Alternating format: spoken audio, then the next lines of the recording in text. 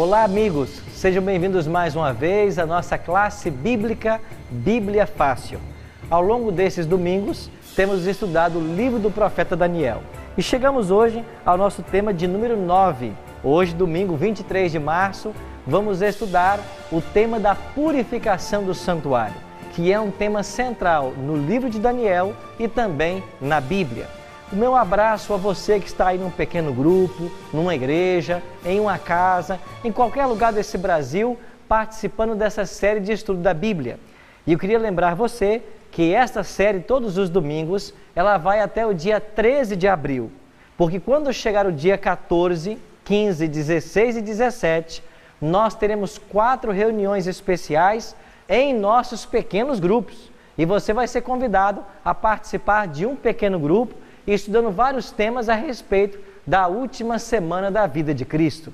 Quando for nos dias 18, 19 e 20 de abril, no final de semana da Sexta-feira Santa e o domingo de Páscoa, nós vamos ter uma programação especial em nossas igrejas. E você vai ser convidado também a participar desta programação, quando teremos uma linda e atrativa programação de estudo da Palavra de Deus. Por isso, pegue a sua Bíblia agora. E o tema que nós vamos juntos estudar hoje tem a ver com 2.300 tardes e manhãs e a purificação do santuário. Como este tema é um tema bastante complexo, nós vamos dividi-lo em 2 partes. Hoje, dia 23, estudaremos a primeira parte e domingo que vem, dia 30, estudaremos a segunda parte. Então, tome a sua Bíblia e participe conosco. Vamos orar então e pedir a Deus sabedoria para a compreensão desse tema. Feche seus olhos e ore comigo. Pai de amor, muito obrigado por estarmos reunidos agora para estudarmos a Tua Palavra. Que o Teu Espírito Santo nos dirija em todos os momentos e que nós compreendamos esse tema. Te oramos em nome de Cristo. Amém. Vamos fazer uma recapitulação? No capítulo 8 do livro de Daniel, nós estudamos sobre 2 animais, um carneiro e um bode. Esse carneiro era símbolo do Império Medo-Persa e o bode era um símbolo da Grécia. Em Daniel capítulo 8, esses 2 animais lutavam um com o outro, até que o bode destruiu, venceu o carneiro, ou seja, a Grécia derrotou a Medo-Pérsia. Agora, esse bode tinha um chifre notável entre os olhos, que nós vimos aqui se tratar de Alexandre o Grande. Mas na força desse chifre, ele se quebrou. Ou seja, ainda jovem, com 32, 33 anos, Alexandre morre. E após a morte dele, o reino vai ser dividido entre 4 generais: Ptolomeu, Licímaco, Seleuco e Cassandra. Por que na visão de Daniel capítulo 8, um bode e um carneiro são introduzidos? Na semana passada, nós fomos para Levítico capítulo 16. E no verso 3, nós vimos ali um carneiro entrando em cena. E no verso 8, um bode entrando em cena. Então, carneiro e bode são animais usados no santuário como sacrifícios no dia da expiação. Com isto em mente, nós somos levados a pensar de que esta visão, ao começar com esses 2 animais, o céu queria trazer para Daniel uma revelação sobre o santuário. Só que quando o chifre notável do bode se partiu, 4 chifres surgiram em seu lugar, mas depois surge um chifre pequeno, assim como nós havíamos visto no capítulo 7 de Daniel, depois dos 10 chifres. Esse chifre pequeno, nós temos usado vários livros de história para identificá-lo como sendo Roma Papal. E nós vimos semana passada que Roma Papal atacaria o santuário, ao sacrifício contínuo. E eu queria chamar a atenção de vocês novamente para esses versos. Daniel 8, abra a sua Bíblia. Daniel capítulo 8, nós iremos ler os versos 11 e 12. Sim, engrandeceu-se até o príncipe do exército, e dele tirou o sacrifício diário, e o lugar do seu santuário foi deitado abaixo.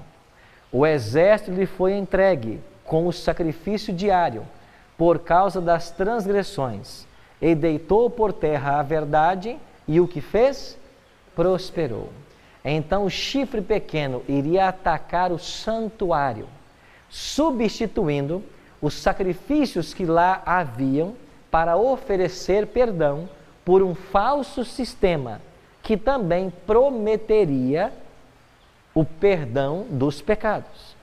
E nós já estudamos aqui que a doutrina que o papado estabeleceu para oferecer perdão é a confissão auricular. Essa doutrina é a doutrina que ensina que o sacerdote tem a prerrogativa de perdoar a quem pecou. E depois que ele perdoa, essa pessoa é considerada um santo, porque teve os pecados perdoados. Ora, isto é uma falsificação do sistema levítico do santuário. Um outro detalhe, esse chifre pequeno atacaria o santuário e deitaria a verdade por terra. Então, enquanto o chifre pequeno está atacando o santuário, a obra de Cristo, a verdade, a lei de Deus, aparece um outro santo, certamente um anjo do céu. E esse anjo faz uma pergunta aqui em Daniel 8, versículo 13. Olha o que diz o texto. Depois ouvi um santo que falava e disse outro santo àquele que falava: até quando durará a visão do sacrifício diário e da transgressão assoladora, visão na qual é entregue o santuário e o exército a fim de serem pisados? Agora aparece um outro anjo na cena e pergunta para o primeiro anjo: escuta, até quando o chifre pequeno vai poder fazer essas coisas e nada vai acontecer? Até quando o chifre pequeno vai apresentar um sistema falso de perdão de pecados? Vai atacar a Cristo? Vai querer usurpar o lugar de Deus na terra? Vai alterar a lei de Deus? Vai deitar a verdade por terra? Até quando essa cena vai durar? Aí o outro santo vai responder o que está agora em Daniel 8,14. Ele me disse: até 2.300 tardes e manhãs, e o santuário será purificado. Então o anjo disse assim: quando se passarem 2.300 tardes e manhãs, o santuário será purificado. Quer dizer, a purificação do santuário vai assinalar o fim da obra do chifre pequeno. Entenderam até aqui? A purificação do santuário em Israel era um dia de juízo, 10º dia do 7º mês. E agora, a purificação deste santuário que nós vamos ver hoje, que é o celestial, também representa juízo. Para quem? Para o chifre pequeno. Porque o juízo vai se estabelecer para tirar o poder do chifre pequeno, para tirá-lo de cena. Mas como isso aconteceria? O que significa a purificação do santuário? Nós vimos na lição passada de que no santuário, no lugar santo, haviam sacrifícios diários. Os animais eram mortos no pátio e o sangue entrava no lugar santo, o primeiro compartimento do santuário. Mas havia um dia no ano, que era o 10º dia do 7º mês, que o sumo sacerdote, o mais alto líder religioso em Israel, entrava no segundo compartimento, que era o lugar santíssimo. E ele entrava aí somente no 10º dia do 7º mês, que era o dia da expiação. Aqui o santuário era purificado. Quando Daniel ouviu essa expressão do anjo, a mente dele se voltou para Jerusalém, aonde o santuário estava destruído. Você se lembra que Daniel está em Babilônia e que Nabucodonosor invadiu Jerusalém, e quando ele invadiu, ele destruiu o santuário? Então o santuário terrestre que Salomão havia construído estava em ruínas. E quando o anjo falou para Daniel de que depois de se passarem 2.300 tardes e manhãs, o santuário seria purificado, Daniel achou que era uma referência ao templo de Salomão, que estava em Jerusalém, em ruínas, porque Nabucodonosor o havia destruído. E então Daniel achou que seria isso, mas nós iremos ver que não. O anjo depois continuou explicando para Daniel a visão da tarde e da manhã, ou seja, 2.300 tardes e manhãs, a visão da tarde e manhã que foi dita é verdadeira. Tu, porém, preserva a visão, porque se refere o quê? A dias muito distantes. Daniel, a visão que você teve, ela se refere a dias muito distantes. Eu, Daniel, enfraqueci e estive enfermo alguns dias. Então me levantei e tratei dos negócios do rei. Espantava-me com a visão, e não havia quem a entendesse. Mas espera aí, o que é que Daniel não entendeu do capítulo 8?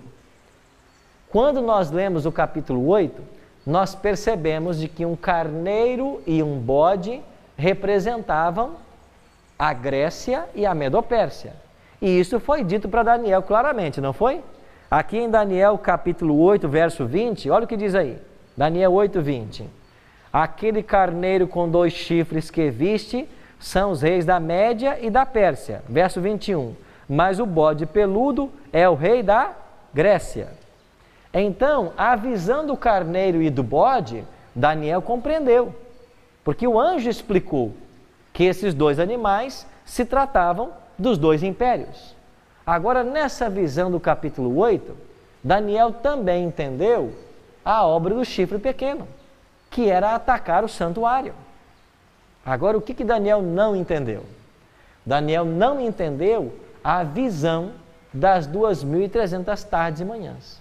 Ele não compreendeu o que significava isso. Quando se passarem 2.300 tardes e manhãs, o santuário será purificado. Isso ele não entendeu. A expressão tarde e manhã é uma expressão comum na Bíblia. O lugar que ela mais aparece é em Gênesis 1. Lá diz assim: houve tarde e manhã o primeiro dia, tarde e manhã o segundo dia, enquanto Deus criava todas as coisas. Tarde e manhã o terceiro dia. Então, o que significa uma tarde e uma manhã? Um dia. Deus criou no primeiro dia a luz, houve tarde e manhã. Então, tarde e manhã é um dia. 6 horas claras e 12 horas claras e 12 horas escuras. A parte escura, a Bíblia chama tarde. A parte clara, chama manhã. Entendeu até aqui? Então, 2.300 tardes e manhãs significam 2.300 dias. Agora, em questões proféticas, um dia equivale a um ano. Existem 2 textos na Bíblia que nos ajudam a compreender bem isso. Daniel foi orar e estudar as profecias e buscar respostas. E em Daniel capítulo 9, nós encontramos uma oração para que Deus cumprisse as suas promessas. Ao estudarmos agora as 2.300 tardes e manhãs, nós vamos entender o que Daniel compreendeu, porque mais uma vez o anjo Gabriel veio explicar a visão a Daniel. Então vamos para Daniel capítulo 9, porque o capítulo 9 de Daniel explica o capítulo 8. E agora Gabriel mais uma vez entra em cena para ajudar Daniel a entender o que estava acontecendo. Daniel 9, 21 a 23, página 596. Você que nos acompanha em casa, eu não sei a paginação da tua Bíblia, mas nós vamos ler Daniel 9, 21 a 23. Assim diz o texto: falava eu, falava ainda na oração, quando o homem Gabriel, que eu tinha observado na minha visão a princípio, veio rapidamente voando e me tocou a hora do sacrifício da tarde. Que hora era esta?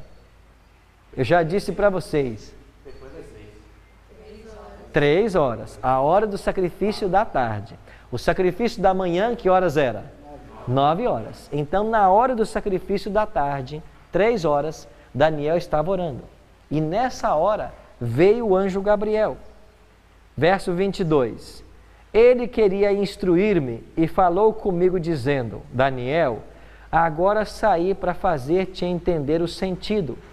Nos princípios das tuas súplicas saiu a ordem, e eu vim para te declarar, porque és muito amado. Considera, pois, a coisa e entende a visão. Que visão Daniel tinha que entender?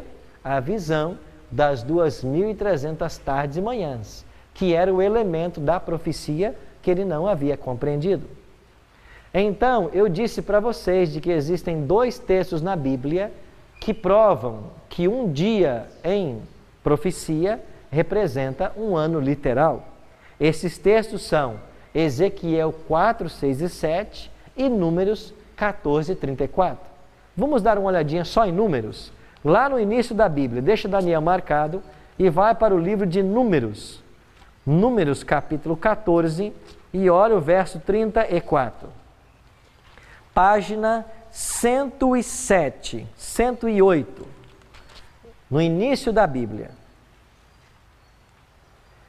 Números 14, 34, página 108. Você que nos acompanha em casa, talvez a paginação não confira, mas vamos ler Números 14, 34. Olha o que diz o texto. Segundo o número dos dias em que espiastes a terra, 40 dias, cada dia representando o quê? Um ano. Levarei sobre vós as iniquidades 40 anos e tereis experiência do meu desagrado. Os espias espiaram a terra antes de entrar em Canaã por 40 dias. E eles não quiseram entrar, o povo de Israel. Então Deus disse assim: por causa da incredulidade de vocês, para cada dia que vocês espiaram a terra e não quiseram entrar, vocês vão vagar agora um ano no deserto. Então são 40 dias que vocês olharam, vocês vão vaguear 40 anos. E o povo de Israel vagueou 40 anos no deserto. Então aqui está um princípio de interpretação. Cada dia representa um ano. Quer dizer que 2.300 tardes e manhãs, que são 2.300 dias, em profecia, representam 2.300 anos. Então o anjo está dizendo para Daniel: Daniel, depois que se passarem 2.300 anos, o santuário será purificado. E a purificação do santuário será o fim da obra do anticristo. E então, o anjo começou a explicar agora para Daniel uma profecia que nós chamamos profecia das 70 semanas. Porque a profecia das 70 semanas, elas fazem parte da profecia dos 2.300 anos. Então aqui está, a profecia das 70 semanas fazem parte da profecia das 2.300 tardes e manhãs. Agora olha para Daniel 9, verso 24. Aqui está a profecia das 70 semanas. Daniel 9, 24. O anjo disse assim para Daniel: 70 semanas estão determinadas sobre o teu povo. Quem era o povo de Daniel? Os judeus, certo? Então o anjo está dizendo: Daniel, Deus vai dar para o teu povo, os judeus, 70 semanas. 70 semanas estão determinadas sobre o teu povo. A palavra determinada aqui no original bíblico tem o sentido de cortada. Então, a tradução melhor aqui deveria ser cortada e não determinada. Cortada por quê? Porque as 70 semanas vão ser cortadas do período maior de 2.300 anos. Entendeu? Deixa eu colocar um gráfico para você entender melhor. Aqui está ele. A profecia completa falava de 2.300 anos para que o santuário fosse purificado. Mas para o povo judeu foram dados em especial 70 semanas. Se cada semana tem 7 anos, 7 dias, 7 anos em profecia, então você tem ali 490 anos. Então, do período de 2.300 anos, 490 anos foram destinados apenas para os judeus. Então, hoje, nós vamos entender a profecia das 70 semanas. E na semana que vem, nós vamos entender a profecia maior dos 2.300 anos. Quando, então, o santuário seria purificado? Pois bem, para que eu saiba quando o santuário vai ser purificado, no final dos 2.300 anos, eu preciso saber o quê? Eu preciso saber qual é a data inicial do período. Porque se eu sei a data inicial, eu simplesmente somo 2.300 anos. Entendeu? Então nós só precisamos descobrir agora qual é a data que inicia as 70 semanas, que é a mesma que inicia os 2.300 anos.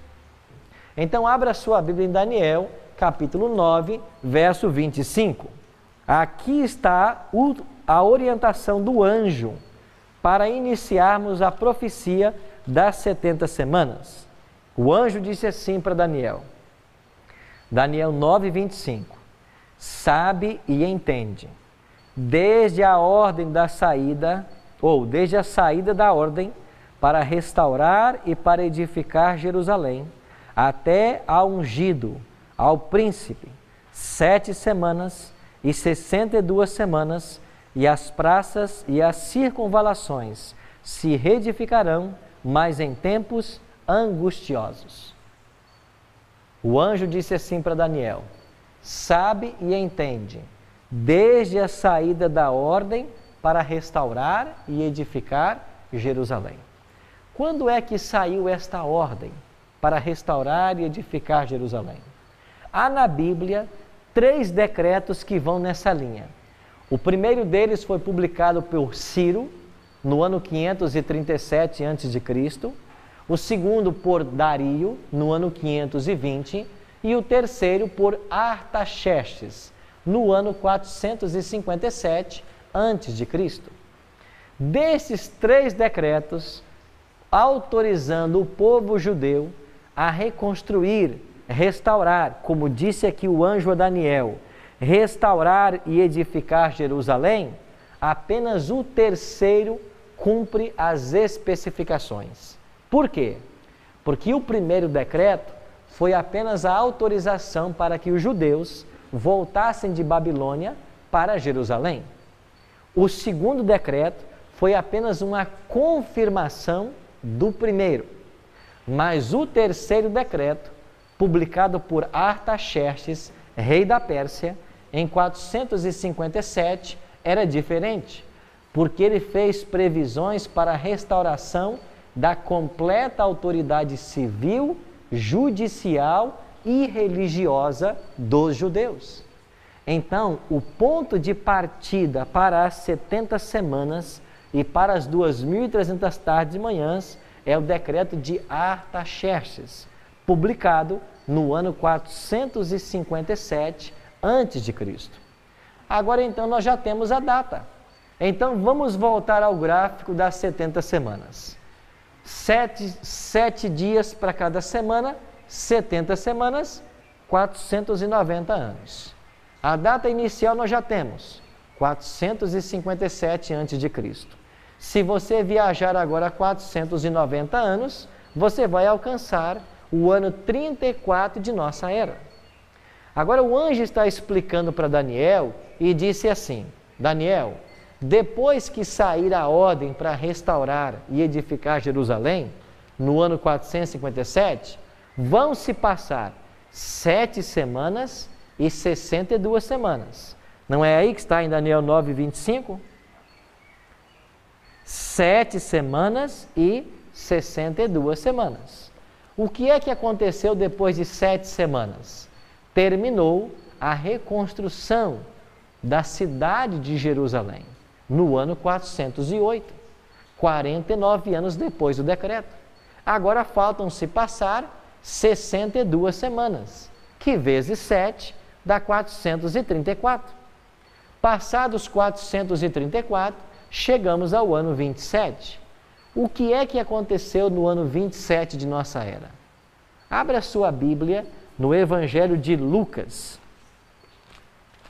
Você que nos acompanha em casa, Evangelho de São Lucas, bem no início do Novo Testamento, acompanhe comigo o capítulo 3 de Lucas, página 50, página 51. Lucas capítulo 3, versos 21 e 22. Olha o que diz o texto. Aconteceu que, ao ser todo o povo batizado, também o foi Jesus. E ele, estando a orar, o céu se abriu. O Espírito Santo desceu sobre ele em forma corpórea, como pomba. E ouviu-se uma voz do céu: Tu és o meu Filho amado, em ti me comprazo. O que aconteceu no ano 27 de nossa era? O batismo de Cristo. Jesus batizou-se com quantos anos? Acompanhe o texto aí, verso 23 agora. Não. Olha para o verso 23. Lucas 3, 23. Quantos anos tinha Cristo quando ele se batizou? 30 anos.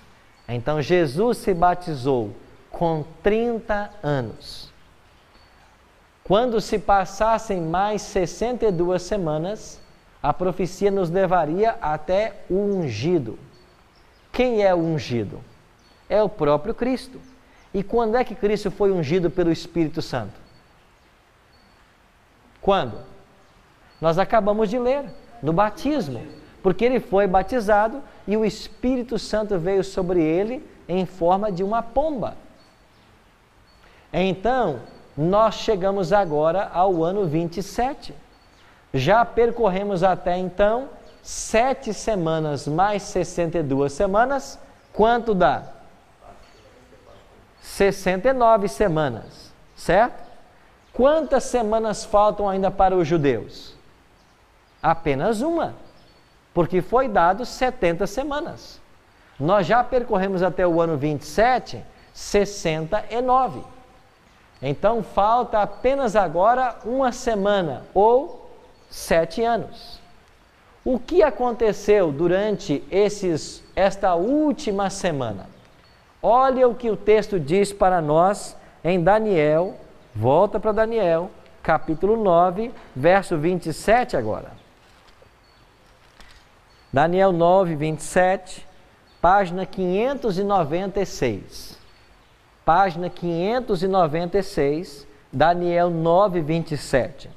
Falando do Messias, o anjo disse assim para Daniel: Ele fará firme aliança com muitos, por quanto tempo? Uma semana.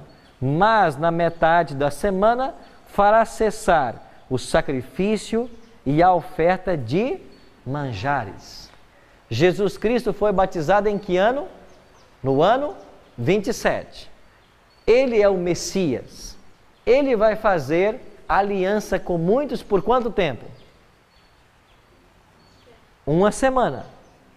Se nós estamos no ano 27 e você percorre mais 7 anos, você vai até que ano? 34. Então, do ano 27 ao ano 34, seria a aliança de Jesus com os judeus. É por isso que quando Cristo veio, Ele mesmo gastou muito tempo com os judeus. Você, quando lê o Novo Testamento, Jesus está constantemente envolvido com os judeus. Por quê? Porque os judeus só tinham mais uma semana de oportunidade. Depois disto, terminariam as 70 semanas e o povo judeu deixaria de ser a nação escolhida, caso eles não se arrependessem dos seus pecados. Então Jesus fez aliança com os judeus por mais uma semana. Mas o texto diz assim: mas na metade da semana fará cessar o sacrifício e a oferta de manjares. Como que Cristo fez cessar os sacrifícios do santuário? Depois da morte dele? Ele próprio morrendo na cruz. Quando Cristo morre na cruz, ele cancela todos os sistemas sacrificiais. Você entendeu o que aconteceu? Em que ano Jesus foi crucificado? Na metade da última semana. Então foi no ano 31. Então, por 3 anos e meio, o próprio Cristo trabalhou com os judeus, e por outros 3 anos e meio, os discípulos trabalharam com os judeus. Você entende agora a ordem de Mateus 10, verso 8? Quando Jesus diz assim: eu vos enviei, senão as ovelhas perdidas da casa de Israel? Mateus 10, 8 a 10. Jesus mandou os discípulos irem em busca dos judeus. Ele disse assim: não tomeis rumo aos gentios, não entreis em cidades samaritanos, mas procurai de preferência as ovelhas perdidas da casa de Israel. Por quê? Porque só faltavam agora 3 anos e meio para a nação judaica. Jesus Cristo pregou para os judeus e finalmente os judeus o mataram. Por isso a palavra disse: veio para os que era seu e os seus não receberam. Quando eles mataram a Cristo, o que é que aconteceu com o santuário? Abra a sua Bíblia em Mateus. Vá para o capítulo 27. Mateus capítulo 27, você que nos acompanha em casa, Mateus capítulo 27, olha para os versos 50 e 51. Quando Cristo morre na cruz, no ano 31, o que aconteceu com o santuário? Mateus 27, 50 e 51, na página 29, diz assim: e Jesus, clamando outra vez com grande voz, fez o quê? Entregou o quê? O seu espírito. O que significa isso? Ele morreu. Verso 51. E eis que o véu do santuário se rasgou em 2 partes de alto a baixo, tremeu a terra e fenderam-se as rochas. Você lembra que eu falei que o santuário era separado por um véu? Tinha o santo e o santíssimo separados por um véu? Quando Cristo morre, o que aconteceu com esse véu? Rasgou-se de alto a baixo. O que significava isso? O santuário não tinha mais validade. Não precisa mais matar animais. Por que não? Porque o verdadeiro Cordeiro de Deus havia sido imolado na cruz do Calvário. Agora, o que aconteceu no final das 70 semanas? Vai um pouquinho para frente no livro de Atos. Atos capítulo 7, página 103, bem no finalzinho da Bíblia, página 103. Versículos, Atos 7, versos 55 em diante. Mas Estevão, cheio do Espírito Santo, fitou os olhos no céu e viu a glória de Deus e Jesus que estava à sua direita. E disse: eis que vejo os céus abertos e o Filho do Homem em pé à destra de Deus. Eles, porém, clamando em alta voz, taparam os ouvidos e, unânimes, arremeteram contra ele e, lançando-o fora da cidade, o apedrejaram. As testemunhas deixaram suas vestes aos pés de um jovem chamado Saulo. Aqui está o episódio da morte de Estevão. Em que ano Estevão foi apedrejado? No ano 34. E esse sermão de Estevão, aqui em Atos capítulo 7, foi o último apelo de Deus à nação judaica. Estevão pregou para os judeus e disse assim: vocês mataram o autor da vida. Vocês crucificaram o Cristo, o Messias. Vocês precisam se arrepender. E ao invés dos judeus se arrependerem, eles mataram Estevão. Que ano era este? Era o ano 34. Então, exatamente no ano 34, terminou as 70 semanas ou 490 anos de chance, de graça, que Deus deu à nação judaica. Cristo veio para buscar os seus, e os seus o rejeitaram. Que coisa extraordinária! Quando Cristo foi pregado naquela cruz, Ele veio para salvar o seu povo, mas o seu povo o rejeitou. Agora João, olhando pela fé esta cena, ele vai dizer de que Jesus é o Cordeiro de Deus, que foi morto desde a fundação do mundo. Por que Jesus é o Cordeiro morto desde a fundação do mundo? Porque assim que o homem pecou, Deus já havia estabelecido um plano. E qual era o plano? Se o homem pecar, o Filho de Deus vai ir morrer no lugar dele. E Jesus veio e ofereceu chances para os judeus. Ele mesmo pregou 3 anos e meio. Ele fez aliança por 1 semana, mas na metade da semana ele foi crucificado. Depois os discípulos pregaram mais 3 anos e meio, mas finalmente eles rejeitam a Cristo. Aqui está a primeira parte da profecia. Dos 2.300 anos, 490 foi destinado aos judeus. Na semana que vem, nós iremos aprender de que quando chegarmos ao fim dos 2.300, o santuário vai ser purificado e a obra do anticristo vai ser finalizada. Por hoje, nos interessa ver o cuidado que Deus teve para com os judeus. Mesmo dando para eles 490 anos, o povo não se arrependeu. Eles haviam passado pelo cativeiro babilônico já. Esse período de graça começou no ano 457.